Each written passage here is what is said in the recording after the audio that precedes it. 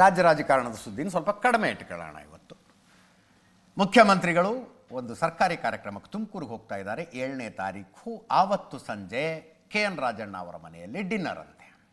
ಮತ್ತಾರ್ಯಾರು ಬರ್ತಾರೋ ಗೊತ್ತಿಲ್ಲ. ಡಾಕ್ಟರ್ ಪರಮೇಶ್ವರ್ ಜಿಲ್ಲಾ ಉಸ್ತುವಾರಿ ಸಚಿವರು ಅವರು ಬರುವ ಸಾಧ್ಯತೆ ಇದೆ.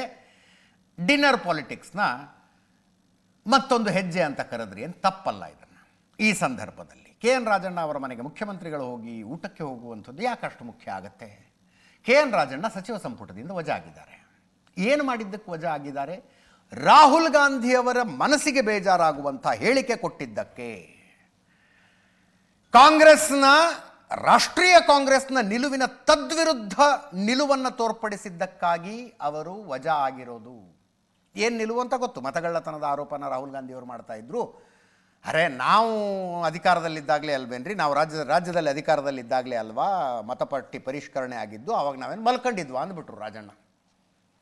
ಅವರಿಗೆ ರಾಜೀನಾಮೆ ಕೊಡ್ತೀನಿ ರೀ, ಗೌರವಯುತವಾಗಿ ಹೊರಗೆ ಕಳಿಸಿ ನನ್ನನ್ನು ಅಂದರೂ ಯಾರೂ ಕೇಳಿಸ್ಕೊಳ್ಳಿಲ್ಲ. ಸ್ಪಷ್ಟವಾಗಿ ದಿಲ್ಲಿಯಿಂದ ಆದೇಶ ಇತ್ತು ಅವರನ್ನು ಸಚಿವ ಸಂಪುಟದಿಂದ ವಜಾ ಮಾಡಬೇಕು ಅಂತ. ವಜಾ ಮಾಡಿಬಿಟ್ರು ರಾಜಣ್ಣ ಅವರನ್ನು. ಆ ರಾಜಣ್ಣ ಅವರ ಮನೆಗೆ ಸಿದ್ದರಾಮಯ್ಯನವರು ಊಟಕ್ಕೆ ಹೋಗ್ತಾ ಇದ್ದಾರೆ. ಬಿಡಿಸಿ ಹೇಳಬೇಕಾಗಿಲ್ಲ, ರಾಜಣ್ಣ ಸಿದ್ದರಾಮಯ್ಯನವರ ಅತ್ಯಂತ ಸ್ಟಾಂಚ್ ಸಪೋರ್ಟರ್, ಪರಮ ಅಂದರೆ ಪರಮ ಬೆಂಬಲಿಗ.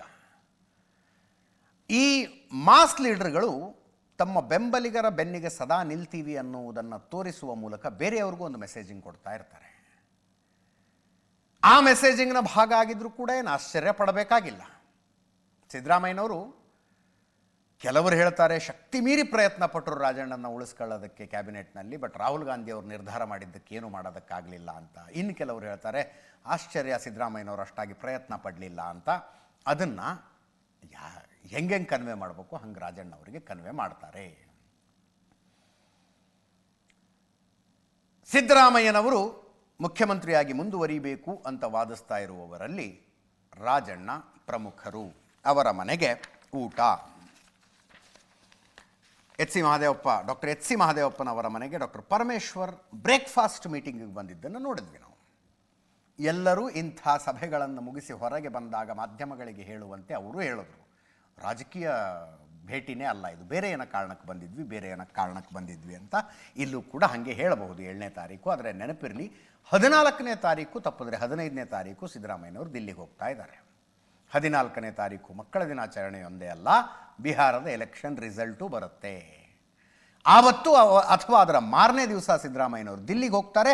ಕಪಿಲ್ ಸಿಬ್ಬಲ್ ಅವರ ಪುಸ್ತಕ ಬಿಡುಗಡೆ ಸಮಾರಂಭದಲ್ಲಿ ಭಾಗಿಯಾಗೋದಕ್ಕೆ ಅನ್ನೋದು ಮಾಹಿತಿ. ಆದರೆ 3 ದಿವಸ ದಿಲ್ಲಿಲಿರ್ತಾರೆ. 3 ದಿವಸ. ಅದಕ್ಕಿಂತ 3 ದಿನ ಮೊದಲೇ DK ಶಿವಕುಮಾರ್ ಅವರು ದಿಲ್ಲಿಗೆ ಹೋಗಿರ್ತಾರೆ. 11ನೇ ತಾರೀಕು ಅವರು ದಿಲ್ಲಿಗೆ ಹೋಗ್ತಾ ಇದ್ದಾರೆ. 19 ತಪ್ಪಿದ್ರೆ 20ನೇ ತಾರೀಕು ರಾಹುಲ್ ಗಾಂಧಿ ಬೆಂಗಳೂರಿಗೆ ಬರ್ತಾರೆ. 100 ಕಾಂಗ್ರೆಸ್ ಭವನಗಳ ಶಂಕುಸ್ಥಾಪನೆ ಸಮಾರಂಭದಲ್ಲಿ ಭಾಗಿಯಾಗುವುದಕ್ಕೆ. ಅವರು ಬೆಂಗಳೂರಿಗೆ ಬಂದಾಗ ಮಾತಾಡೋದಕ್ಕಾಗುತ್ತೋ ಇಲ್ಲೋ, ಒಂದ್ಸಲ ದಿಲ್ಲಿಗೆ ಹೋಗಿ ಮಾತಾಡ್ಕೊಂಡು ಬಂದುಬಿಡ್ಬೇಕು ಅನ್ನುವ ಪ್ರಯತ್ನದಲ್ಲಿ DCM CM ಇದ್ದಂಗಿದೆ ಹೋಗ್ತಾ ಇದ್ದಾರೆ.